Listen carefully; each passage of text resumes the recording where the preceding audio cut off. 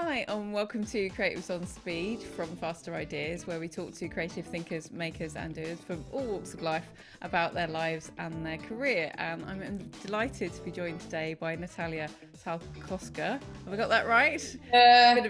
Perfect. Better than Thank you. Who is the founder and CEO of Natalka Design. So tell us a bit about what Natalka Design does and what you get up to. what we get up to, kind of what we see in the back. So we're all about visual storytelling for businesses. So we do a lot of basically visual communication internally or marketing and social media and all that for companies, big companies, smaller companies, usually corporates. So how can we engage humans to look at your stuff, to click your stuff, to sign up, to remember, to care? That's kind of what we've been doing for the last 10 years. Amazing. So I remember I discovered you first of all on LinkedIn because I'd seen one of the events that you'd done, and you do sort of live visual storytelling at some events. It's very exciting to watch, I have to say. Yeah. Do you really enjoy doing those?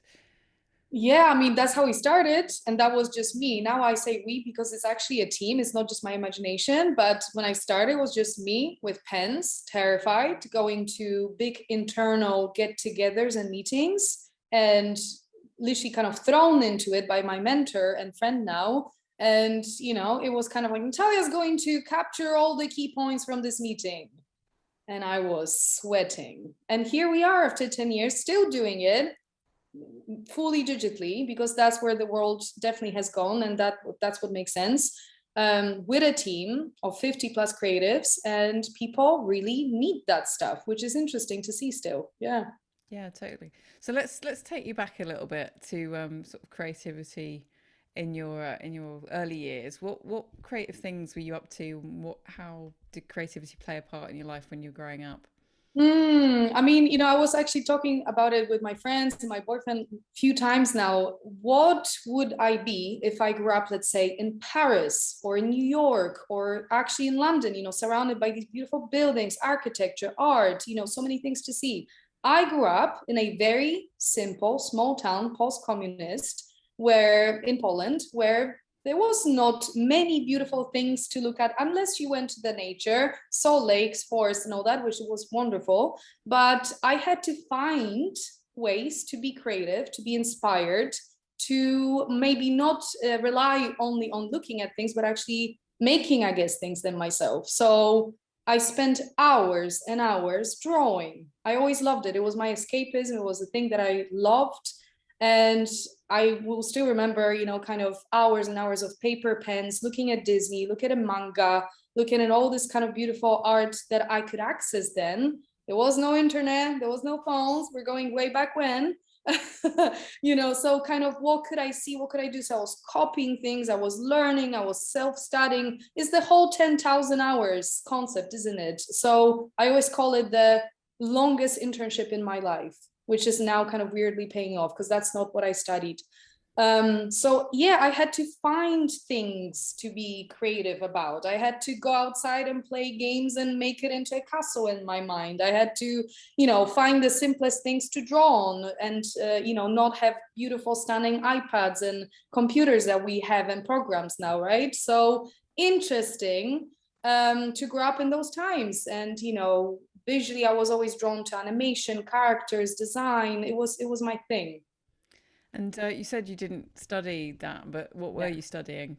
I shouldn't be saying that, right? Because like no one should be hiring me now. Oh, I was studying languages. Thank God I can now speak to you. So I always loved English. So it came to me quite naturally, let's say, from young age. And purely that was the kind of decision back then, in a country like Poland, where you couldn't necessarily find amazing studies in character animation, for Disney or anything like that in the future, which would be my dream. So English was another kind of natural thing that I really loved. And it just felt like, oh, you'll get a job probably if you learn and study languages. So that's the route I took. I also was studying bilingual translation in London, which I always think helped me a lot with this type of job, because basically I connected one part of my brain, which is visual and studied itself, one part of my brain that studied languages, make a cocktail, here we are. Yeah, because if you think about, the concept of translation, what you do with your visual storytelling is sort of translating what you're hearing and seeing it's using slightly different like muscles in the brain, but it's a form of translation in itself, isn't it? Yeah, so our briefs are usually connected. Anyone that comes to us says, no one cares. I need more eyes on this. No one reads my stuff. The event will be forgotten if we don't capture it. So it's all about how can we take the kind of mundane a bit. And I always say I love words and stuff. We don't get rid of it. We just add to it to make it more memorable, to help that brain to engage with it. Because of course we live in the times where it's so much information and we're bombarded with it like literally in a second. Look at TikTok and where the world is going. It's quicker and quicker and quicker. Like it's almost like what is next, right?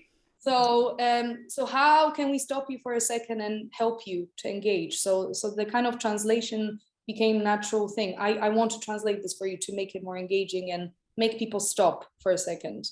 So when you first came over to the UK, what's the sort of journey from that to sort of do it where you are now with the Oh, just one plane to London. Not a big deal. Yeah. My first plane in my life. So of course everyone was nostalgic. My mom filmed that moment tragically. One of those situations. I was supposed to just go for a year. There was no intense concept of working in UK, nothing like that. I was supposed to come, do my MA studies, come back. And I was happy doing that. I had already plans where I want to live in Poland, what I want to do and all that stuff. Life happens. The curious mind can't rest. So I went to a lot of events suddenly. I went to networking things. What is even networking? What is this concept? People meet and talk? Why? What? They're not your friends? And just being inspired by everything that London has to give. And I have a very, special place for London in my heart, which I still can call home, because it allowed me to, inhale all this, visual and people inspiration. And kind of, I knew that there's something a bit more than just coming for a year. So I did everything I could to stay. I got a job here, I got a job there. I was a teacher in arts. I was working in startups. And here we are suddenly almost 10 years in the business. Oops. And no, it's great. And so what led to you sort of setting up the business? Were there a few sort of key moments that you were like, oh yeah, I can make this is totally viable now, I can keep going with this? Yeah, so the business idea, I always say it was a bit like a movie, I have to say that. So but I always say to even students that I speak to, or if I'm invited to talks or anything like that, it wasn't just I'm lying around and this business came, right? Like nothing happens like that. I was very actively speaking to different people, engaging, curious. Hello, hi, my name is, hello, could I have a coffee? Hello, this, hello, that. Twitter was big back then, I remember. And I tweeted as many other different people. This another person that I thought is very interesting, business owner and a business coach, and a charity owner, Mr. Darren Robson, my dear friend now.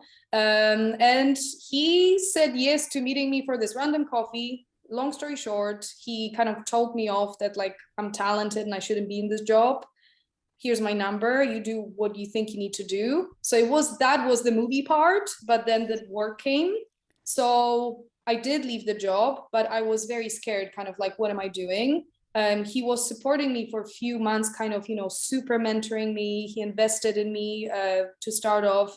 And I was just like, there's no tomorrow, there's no way I'm going back. I am laser focused. I don't know what's going to happen, but I want to give my all. Now, if you ask me, Joe, to have the same energy, I would be like, oh, not the same days, not the same days anymore. You do get tired at 10 p.m. But back then it was just like, I knew that that's my freaking moment. Like I talked to someone who actually sees something. And I started doing a lot of work for free. I started doing a lot of work for very little money. I was saying to a lot of things. There was just a yes concept. And from one person to another, suddenly people started talking in the neighborhood, in Shoreditch, where I hanged out a lot, around Silicon Roundabout back in the days, where it was a thing.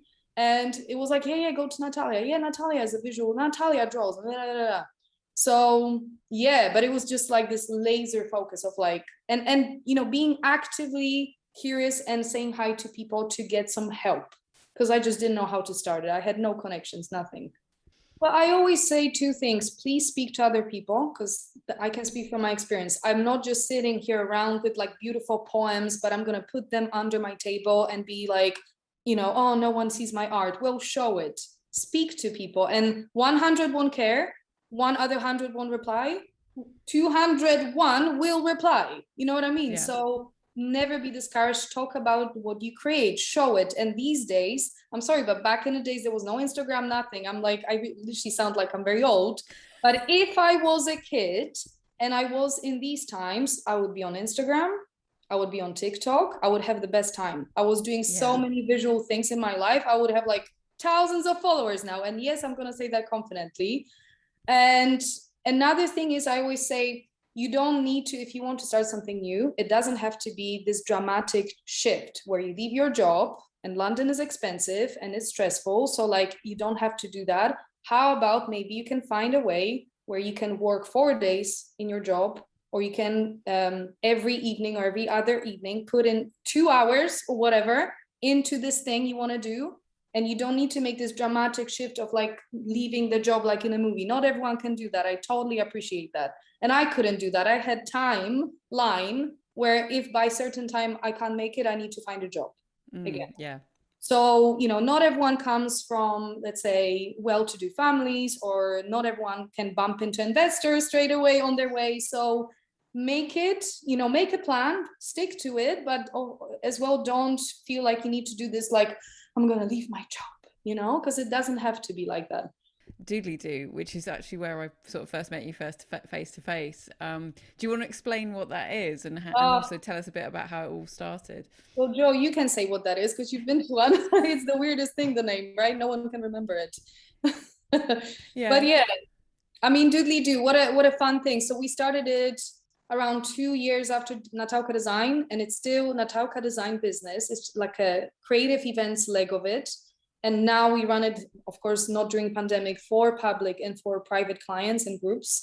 But basically, it's people drawing together and having a good time. I can't explain it any way better. I was just very frustrated with the fact that people think that you need to be this talented human to even touch a pen or to express yourself visually. And that's not how it should be, because it's something we've all done as kids, and then it's gone because we're adults and we're serious, we're wearing ties. Yes, I understand, but you can still practice in personal life or sometimes at work this sort of skill.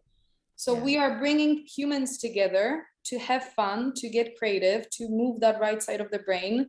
Beautiful connections happen during these events, whether virtually or in person. And people come out with this like crazy body language where they're like, they think they can do anything. And that's the vibe that we want. So yeah, Doodleledo since then has been this mischievous child of Natalka Design. And it's been done in like 25 countries or so, which is crazy.